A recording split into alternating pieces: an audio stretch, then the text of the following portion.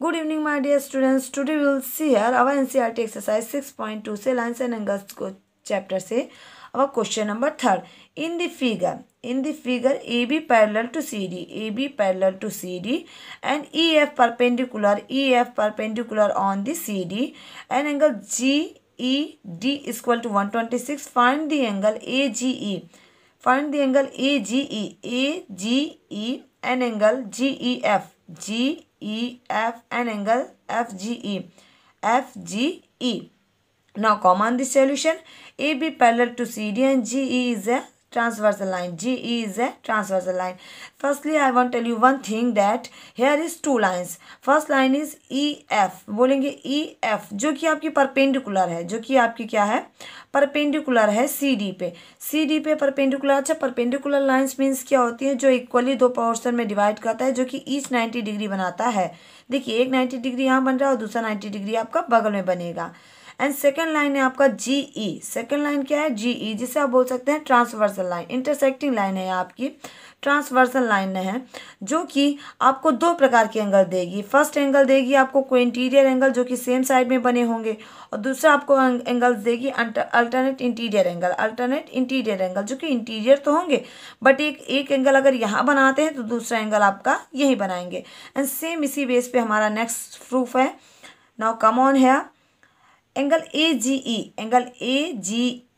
Equal to angle GED. As I told you, जैसा कि मैंने आपको बताया, AGE यहाँ पे आपका एंगल जो ये G बन रहा है, ये किसके बराबर में होगा, एंगल GED.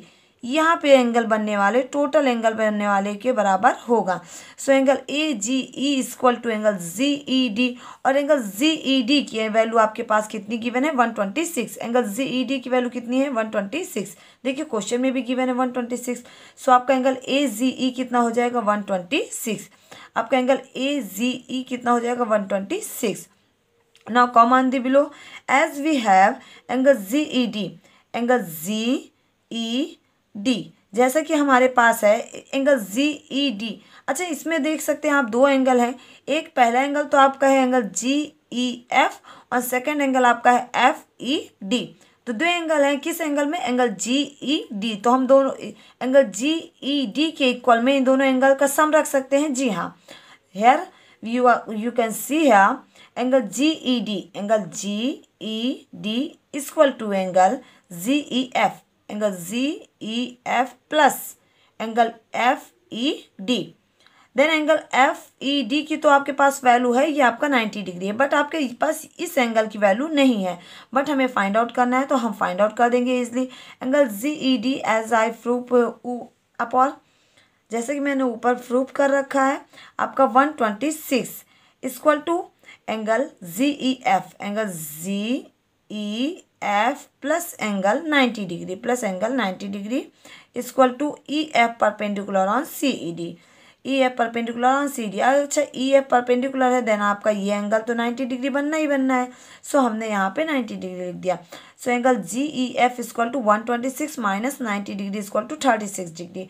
सो एंगल GEF कितना हो गया आपका, 36 डिग्री. दैट मीन्स क्या, कि आपका जो ये एंगल होगा, ये कितना हो जाएगा, 36.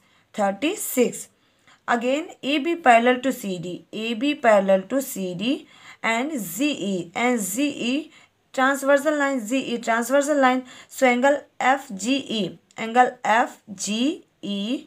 And plus angle FGE plus. देखिए, ये एंगल और यहाँ पे जो बन रहा है एंगल, दोनों अगर GE ट्रांसवर्सल लाइन है, देन यहाँ पे जो एंगल बनेगा और जो आपका यहाँ पे एंगल बनेगा, दोनों के कौन से एंगल होंगे, को इंटीरियर एंगल होंगे. और सम ऑफ को इंटीरियर एंगल आपका 180 के बराबर होता है. सो हमने देखा यहाँ पे angle FGE plus angle GED. देखिए, ये सारे एंगल की बात करें, दोनों आपका कितना है, 180 है, बाय द को इंटीरियर एंगल. सो एंगल FGE की वैल्यू हमें फाइंड आउट करनी, इसका गिवन नहीं है. And plus angle GED, total value तो हमें क्वेश्चन में गिवन था 126. इक्वल टू 180, दोनों को हमने किसके इक्वल में रख दिया, 180 के इक्वल में रख दिया। देन 126 आपका 180 के दूसरे साइड जाएगा। देन आपका क्या हो जाएगा, angle F G E, angle F G E equal to आपका 180 minus 126 equal to angle F G E equal to angle F G E equal to 54। Then आप देख सकते हैं angle F G E equal to 180 minus 126, then angle F G E equal to 54। Thank you for watching this video.